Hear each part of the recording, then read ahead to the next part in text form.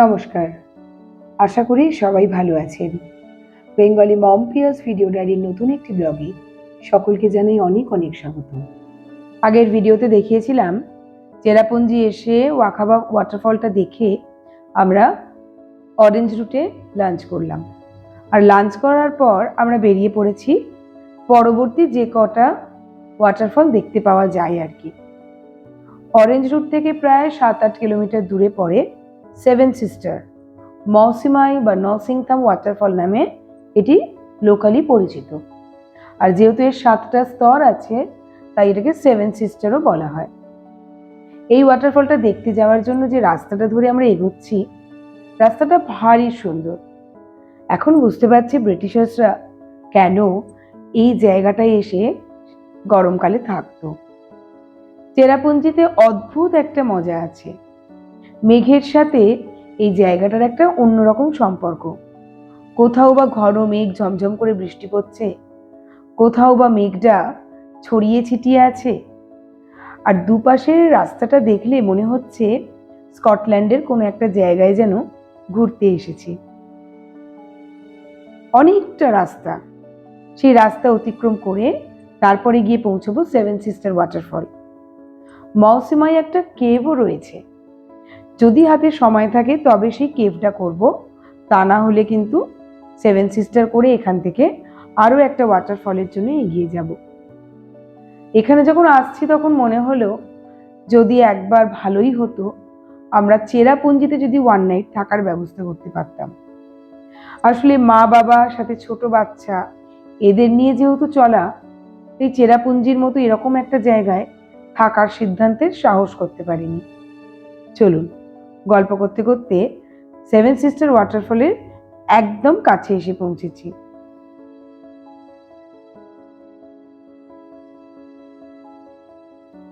মা বাবাকে বললাম তোমরা পাশাপাশি দাঁড়াও, আর আমি তোমাদের ব্যাক সাইড থেকে ওয়াটারফলটার ছবিটা নেওয়ার চেষ্টা করি। ওয়াটারফলটা অনেকেই ড্রোন দিয়ে খুব সুন্দরভাবে ভিডিও করতে পারছিল, কিন্তু আমার কাছে তো ড্রোন নেই। আমি এমনি যতটা পেরেছি ওয়াটারফলটার ছবি রাখার চেষ্টা করেছি। অনেকটা দূর থেকে এই ওয়াটারফলটা দেখতে পাওয়া যায়। এইখানে আমরা বেশ কিছুটা সময় কাটানোর পর আবার বেরিয়ে পড়লাম। মৌসিমাই কেভটা আজকে আর দেখা সম্ভব নয়, কারণ প্রায় 4টে মতো বেজে গেছে। তাই ঠিক করলাম ভারতবর্ষের অন্যতম একটা ওয়াটারফল নৌকালিখাই, যেটার নাকি উচ্চতার দিক থেকে ভারতবর্ষের মধ্যে উচ্চতম ওয়াটারফলগুলোর মধ্যে একটি, তাই ভাবলাম সেটাই আগে কভার করে নিই, কারণ গতবারে যখন এসেছিলাম সেটা কভার করা হয়নি। পথে মধ্যে এই জায়গাটায় না দাঁড়িয়ে পারলাম না। কি সুন্দর আস্তে আস্তে মেঘটা এসে অপর দিকের পাহাড়টাকে ঢেকে দিচ্ছে, আর মেঘটা একদম চোখের সামনে দিয়ে কভার করছে জায়গাটাকে। এখানে বেশ খানিকটা সময় কাটানোর পর আবার এগিয়ে চললাম নৌকালিকাই ওয়াটারফলের দিকে। 4.80 মানে আমরা হাফ কিলোমিটারের কমে ওই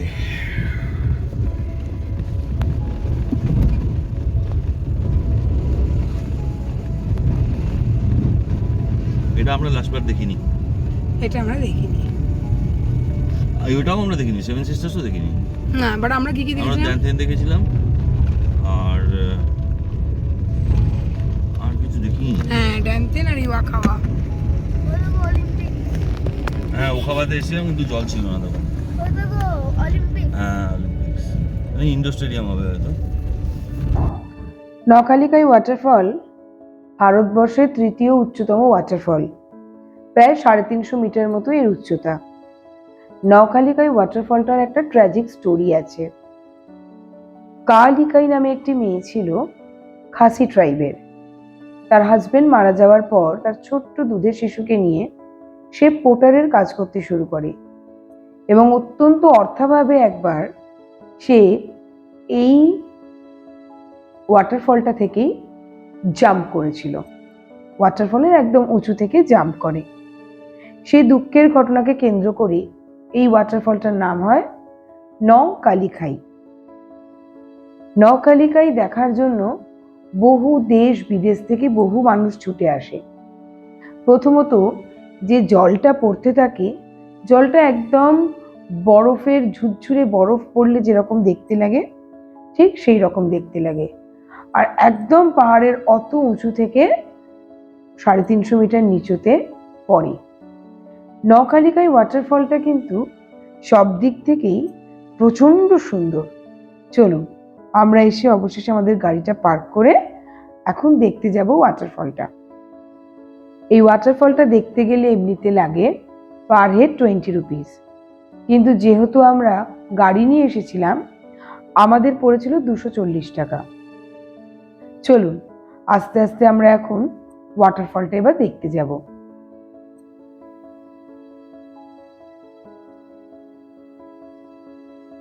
সত্যি অপূর্ব সুন্দর। দেখুন, ঠিক যেরকম বলেছিলাম বরফ ঝুরঝুর করে পড়লে যেমন দেখতে লাগে ঠিক সেই রকম দেখতে লাগছে জলটা যে পড়ছে। ওই যে ওয়াটারফলের ক্লিফ দেখছেন, ওইখান থেকে ওই কালিকাই বলে মেয়েটি, খাসি ট্রাইবের সেই মেয়েটি জাম্প করেছিল, যার নাম অনুসারে এই নওকালিকাই ওয়াটারফল। খুব ভালো করে ভিডিওটা লক্ষ্য করলে দেখবেন আস্তে আস্তে মেঘ এসে ওয়াটারফলটাকে একদম ঢেকে দিচ্ছে, আর খানিক বাদে দেখলাম ওয়াটারফলটা একদম ঝাপসা হয়ে গেছে, চারপাশটা মেঘ একদম ঢেকে দিয়েছে। অপূর্ব সুন্দর ভিউ। এখানে বেশ কিছুটা সময় কাটালাম, আর এই যে ওয়াটারফল দেখার জন্য একজন দূরবীন ইউজ করে চলেছে। অবশেষে টিপটিপ করে বৃষ্টি পড়তে শুরু করায় আমরা আর বেশিক্ষণ অপেক্ষা না করে ঠিক করলাম এবার ফিরে যাব। তাছাড়া প্রায় 5টা সোয়া 5টা মতো বাজে। এরপর যদি অন্য কোনো ওয়াটারফল দেখতে আবার যাই আরও অনেকটা সময় যাবে। তার থেকে যেহেতু পাহাড়ি পথেই ফেরা, তাই আমরা ফিরে যাওয়াই শিলংয়ে মনস্থির করে ফেললাম। কিন্তু যাওয়ার পথে একটা জায়গায় না দাঁড়িয়ে পারলাম না। কি অসাধারণ সুন্দর এখান থেকে প্যানোরামিক ভিউটা, তাই ভাবলাম এটাও আমি ক্যামেরা বন্দি করে ফেলি। দাঁড়ান আপনাদের সাথেও একবার শেয়ার করি। ছবিটা দেখুন, ঠিক এই ধরনের ছবিগুলি আমরা কিন্তু ছোটবেলায় আমাদের ড্রয়িং কপিতে আঁকতাম। কি সুন্দর ভ্যালি, যেমন সুন্দর গ্রিনারি তেমন সুন্দর আজকের ওয়েদার, সব মিলিয়ে একটা অন্য মাত্রা নিয়েছে। মনে হয় যেন ঘন্টার পর ঘন্টাই এখানে বসে কাটাই, কিন্তু সে আর উপায় আছে? সংসারী মানুষ, ঠিক ঠিক সময়ে বয়স্ক মা বাবার ছোট্ট বাচ্চাকে নিয়ে হোটেলে ফিরতে হবে, এটাই এখন মাথার উপর চিন্তা ঘুরছে। তাহলে ব্লগটা আজকে এখানেই শেষ করছি। দেখা হচ্ছে আমার শিলংয়ের পরবর্তী ব্লগে। সকলে ভালো থাকবেন, সুস্থ থাকবেন। টাটা।